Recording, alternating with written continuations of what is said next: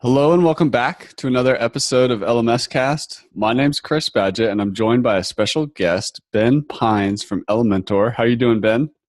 I'm great. We Thank you for are having me. absolutely. We're recording this in the spring of 2018.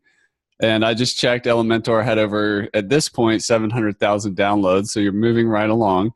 Yeah, You just let's fingers crossed to 800. And you just recently came out with a theme builder. I just wanted to start Yeah. with that. The LifterLMS community and just the course building membership site community in general is really interested in what's going on with page builders and where Elementor is going. And the free plugin does so much, and then you've got the pro. But what is this theme builder all about? Well, 2 years ago we launched Elementor, and we really kind of swept the WordPress community because we offered a really fast and visual way to edit the content of your website.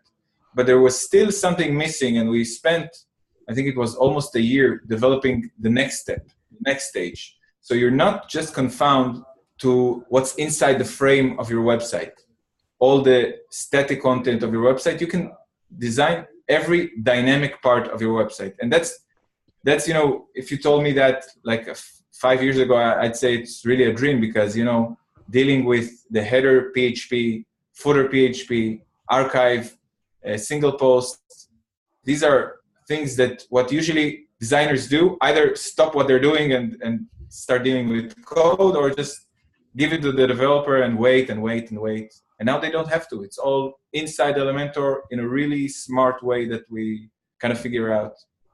That's awesome. So I totally get what you mean. I mean, it's great to have a page builder in the content, but there's all these other parts of the website. What's possible with like the header and the menu area as an example? Actually, everything. Yesterday, I had a webinar where we show the basic usage of any theme you're using. You just create a template. It automatically clicks into the right area of the header or footer, and you can put anything you want. You want to put a search bar. You want to put the menu widget, your site logo. Even if you want to put, slides or something, social icons, you have no restrictions. So WordPress users got used to like site logo, menu, search bar. And Right. now you can do, it's really, I think in other platforms, it became the thing to create more imaginative designs where, let's say you're building your personal site and you want the header to be, as big as the screen and amazing with your image and your social icons, not in the default layout. So now you have that freedom, and it really brings a new, announcement to, I think, the entire WordPress community. Yeah, that is awesome. And if we take a step back and even go more philosophical or theoretical, what is happening right now in terms of themes and Gutenberg and page builders? Like from what you're describing, the theme has less and less to do, which I've seen happen over time, and that's what makes tools like Elementor so awesome, because it brings the design chops, not necessarily the theme. But where are we going? Like what transition are we moving through here? I think a lot of people are confused, and we get a lot of questions of, okay, how do you stand in terms of Gutenberg? We are continually building Elementor as an advanced platform for design, so you can design anything. So, and Gutenberg, I think, is a necessary thing. I think it's a great thing to empower WordPress users so they have the best content creation experience. If you're writing a blog, you just want something that you can see the result in front of your eyes. You put the image, you put whatever you need. I think Elementor is already beyond that, and it's as we progress, it will even evolve further. But two things that I can give. We talked about the header and footer, which is kind of it's still kind of static because you might have the same header across your site. But if you're talking about your blog design, like the main blog page or the single blog post, designing it is something that you couldn't do in a static way, like you create a landing page. Why? Because you want to create it, and then every new post you create, or every, your 400,000 posts that you previously made, you wanted to attribute the new design template to those pages, or attribute different designs to different categories. That's just an example. So this is possible with our theme builder, and I don't think it's the direction. I mean, there's no indication that's the direction of Gutenberg. So I think it's a clear divide. If someone is, I think we get most of these questions from less, involved users, people just hearing about Elementor because we get, a few thousand new users every week.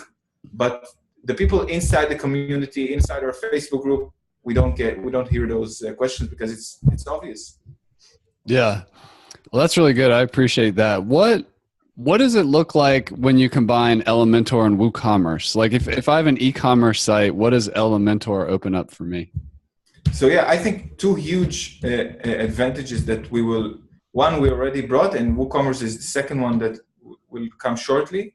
And one is now in beta, which is, you can start using it today, which is the ACF integration. So with ACF, you can, if you know the plugin, you create any sort of, you can even create a course website. So you have the info that is input but by the user, by the contributor. It can be someone non-technical. And then when they publish it, the design behind that used to involve the same kind of creating templates, and for the developer had to implement what you created in the plugin in ACF and transform it into code. And now you can actually do it in Elementor, in the theme builder. So that's one thing. And WooCommerce is the same. I mean, you have your shop, your main shop page, your product pages, your category pages, checkout. Every one of those pages that gets products equals dynamic content. And now that we have that ability, it's only natural that we progress for it. Plus, I think the new way of designing, like, let's say, product pages, once someone goes through that process, it's very hard to go back to, hand coding. I showed in the webinar yesterday, like how you, if you search Google, how to create a header PHP, you get a long list of code. So that's the huge thing we worked on for so long, and I'm really happy for the result. I was just listening to your podcast episode with Troy Dean, which is great. And you guys were talking about, how, and I remember this because I used to do a lot of this, the, websites used to come from Photoshop, and then you would slice it up and do all this, and it would take a long time. But now you can just crank it out on the front end fast with Elementor, which is super cool, super innovative. Yeah. I remember the tutorials that showed like, okay, your header, let's cut until, and yeah, that's something that is still a problem in some of the CMSs. Not so much in WordPress, but in some of the CMSs, it's still a problem because the thing is, when you created it in Photoshop, you didn't work with a grid, a layout grid. So you had to measure everything. It gave you, full flexibility. So you want, the button here and a tad the left, you just drag it to the right place. But there's a huge disadvantage here because it makes you a measurer. It makes you, like a measure, because with layout, like the grid layout, it's really an amazing concept. I have to check who first came out with it, but when you have the grid, then you can snap everything in place really quickly. Then if you want to make any changes in the layout, you just, added some padding and margin. That's, I think, another thing that needs to click to a lot of people. For me, I wasn't aware of it until, and I was creating websites, but I wasn't really into it until, I really understood Elementor more deeply. One of the other strengths I see with you guys is the template library. You just have a huge, massive set of templates that people can use for starting points for all different types of landing pages and niches. Can you tell us a little bit about how you came up with that and how you choose which templates and how that evolved? Yeah, well, we launched the library a few months after we launched Elementor, and templates are quite common. The great thing about our library, I think, is the easy way you can save it and export it and use it wherever you want. So you can create your own templates and then reuse them. So the first instance was the templates, full page templates. So if you want a landing page, you browse through and you create it. It's great. It has some advantages and some disadvantages. And the disadvantage is that you get a complete set. So whichever template you're using, it's kind of hard to, go wild, add your images and have it work perfectly. It's a challenge. You need to understand how to do that. And that's why we came up with a progression of the library, which is the blocks. So with blocks, you get small templates of sections, and you craft the page according to your need. You need a block for testimonial. You can choose from, you need a block for a call to action. And this way you gradually build your site, and you can, mix and match them and switch them around, and you build your own thing. They're pretty easily built, unlike templates that need to look gorgeous once you click insert.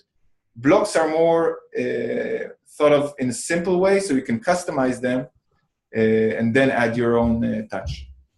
That's super cool. I was talking to somebody in my community a couple weeks ago who was working on figuring out how to create Elementor templates for courses and lessons that they could then resell. Like they were doing some kind of just template library for course builders, and they were building it out with Elementor. But it's really amazing how many course builders are really getting into Elementor. I just see them talking about it a lot. We have a weekly office hour mastermind call that we do, and people are often sharing like what they figured out how to do in Elementor. So I just find that really cool how the community has evolved. Let me ask you about. I'm in a similar boat. Like I have, a very powerful free plugin, and then we have paid add-ons that go on top of that. That model's worked out really well for you. You're slightly different. I think you're not an add-on model because you have a pro version. Well, it's kind of the same. But what are some lessons learned along the way for you as somebody who has such a strong freemium offer? Well, I think one of the great challenges is actually what you do, like courses. So education is really when you have a great product, what is left to do actually. And what I've learned is that I'm the CMO, I'm in charge of marketing, but in some respects, like doing education and of course getting assistance from other affiliates to do the education for you in some way is a must, because people need that guidance, that step by step. So I think that's a huge part. We keep trying to evolve in that department. I used to make the tutorials, and now we hired someone with a better voice and better teaching skills than me. But it's something that definitely should be at the top priority of every plugin developer. Yeah, it's training. Like I've noticed that just in general in WordPress, outside of WordPress, that a lot of software companies do not have great training. And it's often like another company or an entrepreneur that makes training courses. But when you invest in training people how to use the tool and onboarding and everything like that, it's very helpful, but it's easy to have that go to the backlog and, I think that touches upon another thing, that when you have a plugin, there's so many challenges in terms of marketing or growth, that sometimes you get overwhelmed and you end up not doing anything. So that's, I think, the number one challenge that I had along the years, even before joining Elementor, like understanding how to pick and choose and follow a path that will lead you to success, because there are a million ways to succeed. And I think one of the ways you can do that is you need to make sure that your audience is with you. So you need to communicate with them, and this is like our strategy. What I like to say is that you get certain opportunities to market.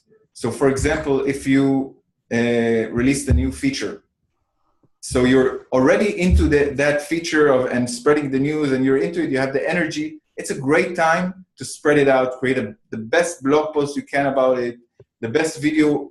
So we actually focused almost our entire marketing efforts on releases. So releases for us are a big deal. That's one thing that we focused on. And the other thing is like celebration.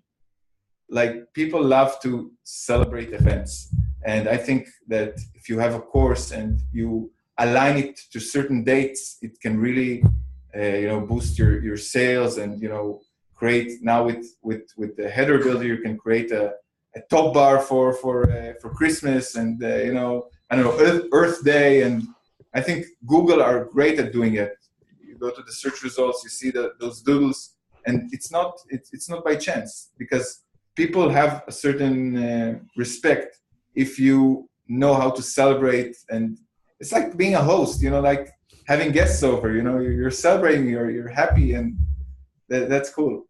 Yeah, there's like that little snow effect that comes across the screen sometimes, and stuff like that. That's cool. I've never thought about celebration. That's a neat angle for marketing.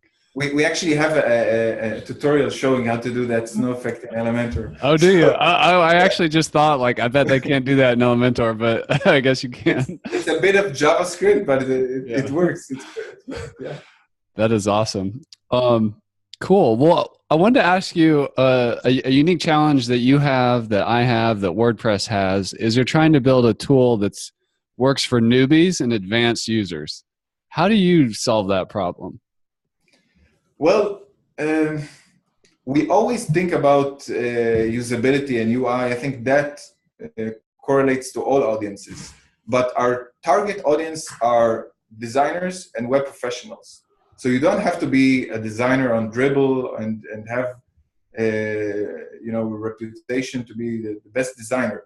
You can just be a web professional that earns money from creating websites or creating content online. So this is our target audience, and this is what guides us what to focus on. And of course, I'm not claiming that 700,000 plus of our users are web professionals, but they're enjoying the benefit of what we aim for, which is that professional audience that need the fastest workflow. They don't need any interruptions of code and of stalling and loading. They want to work, and they need to work in the most optimized way that is also fun, of course, for them. Yeah, that's super cool. One of the other great things I notice about Elementor, and one of the things we talk about a lot on the show, often with course creators, but we're software people and this matters too, which is community building. How do you approach the Elementor community? Like, I know you have a Facebook group. I've heard people say great things about your support. I think you guys do a lot of WordCamp stuff maybe, but what's your community approach? We put a lot of focus on great support and developing. I personally also am involved in developing a great and supportive community. And we as we developed, I'm talking about the Facebook community. I kind of picked and chose the key figures that would lead the community. I'm talking both about, of course, admins and mods, but also people that are involved on a daily basis. And we try to, we try to encourage them and help them whatever way we can. And we found some really amazing people. I mean, to tell you the truth, I don't understand like how really they can invest so much time, energy, and thought into the way they do things. I mean, they taught me also the proper way to, because when you create a Facebook group, it's not going to be clear waters. I mean, think about it, it's 15,000 people from all over the sectors joined together and talking. So there will be a few frictions, and this developing, understanding and flexibly developing your guidelines that will show you that will determine how you will lead that group is very important. Otherwise, you just make mistakes and get people angry, and it's really a huge achievement what we've done in the Facebook group. And I was just going to say, I think that's awesome. There's a certain amount of like conflict that happens. I noticed this in our Facebook group, whether between different people who have different opinions, or perhaps somebody will say something that they probably wouldn't say in person about the software, or something like a strong opinion or something, and that might be negative or whatever. But that's just community. It's how it works. Like, and then you see people step up, and if it's something where there's a misunderstanding, somebody else will correct that person and be like, no, actually it works like this, or maybe you should submit a support ticket, whatever. It evolves. But you had something else to say. Go ahead. On that matter, I know we've had, like, I remember one post that's saying, why choose Elementor or not? And then a whole string of people saying, I think it's great. I mean, it's a great way to know for us how to improve our product. But what we do have zero tolerance for is if someone behaves badly to another community member. So for that, we had from the start, like, zero tolerance, you're out. So I think it's sometimes difficult because you get people that are involved, and when they go off track, you have to do some tough decisions. But but it's important. That makes sense.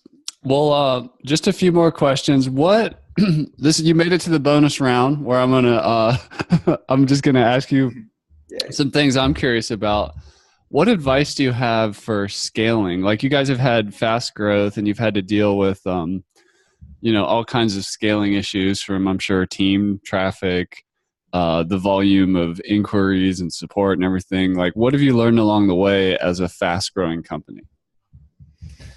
Well, this diverges into different things, because you have employees that we've grown, from 5 people to now 30, if I'm not mistaken. And there's the technology part, which I'm less familiar, upgrading your servers and stuff. From my perspective of marketing, the only thing that you need to learn is how to delegate tasks and do the follow-up and choose the right people. It's something that is still a challenge because, hiring and firing is not nice. And I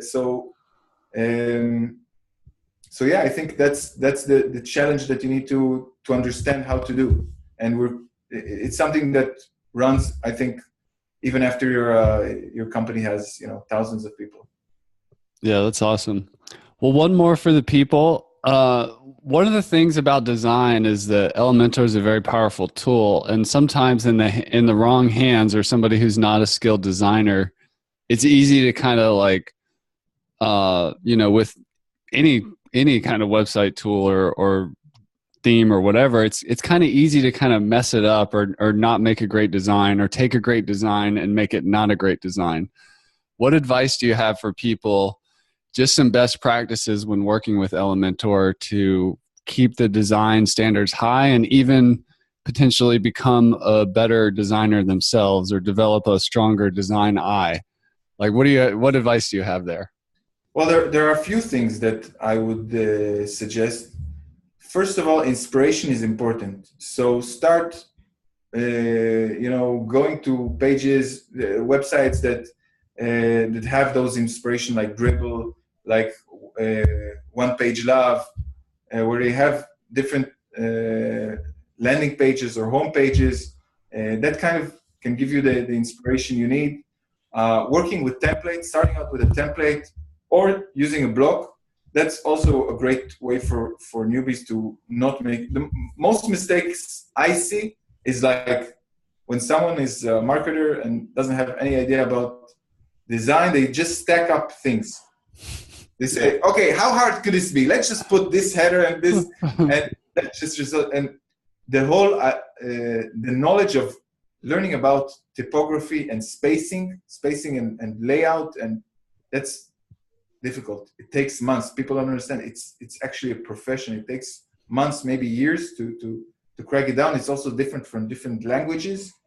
So I would learn about it. I mean, for us, we mostly focus on teaching how to use our tools. So, but there are tons of resources.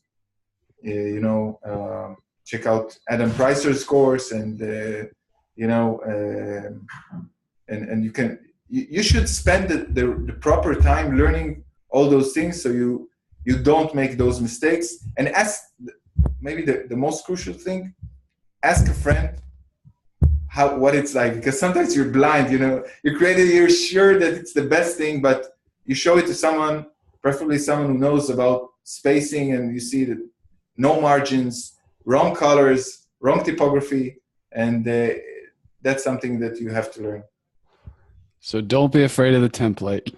Ben Pines, ladies and gentlemen, thank you so much for coming on the show. I really appreciate it. For you listening out there, go check out Elementor.com. Try it out. Check out WP Crafter, Adam's video on. He has a 5-hour video on how to build a online course membership site with LifterLMS and Elementor. Go check that out. But Ben, thanks so much. I really appreciate it. Thank you, Chris. It was fun.